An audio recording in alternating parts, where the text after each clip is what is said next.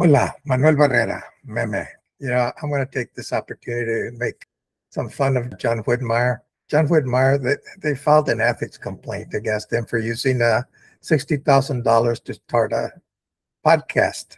The only problem is that I believe I've read not a few days ago that, it's been up several months and it's only had a little bit over 100 people listen to the podcast.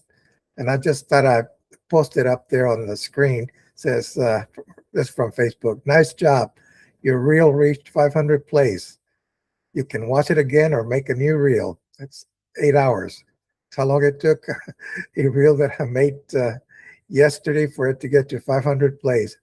So John Whitmire, I think you need to pay attention to the Houston Chronicle. It's they said, self-promotion is fine. Everybody does it, but your podcasts are boring. Why don't you tell some funny stories? Do something. Spill the bag, Boogie. Now that could be worth every penny that we're paying, that the taxpayers are paying. And there's one other thing. I think that administrative tax, that garbage fee tax that John Whitmire has claimed, some of it is to help clean the sewage. See, a lot of it gets dumped into the bayous.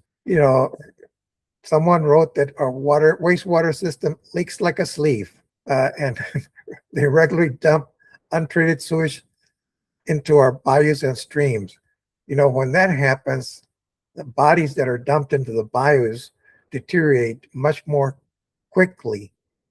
And I can imagine that John Whitmire may be doing that on purpose, because as long as they can't tell that a serial killer is out there dumping bodies, because if they can't tell if it was a homicide, they don't call it a homicide. So just think, 30 bodies a year dumped into a bayou, and it's not a homicide. Great way to make our city safer, John Whitmire. Adios. Este es Manuel Barrera. Bye.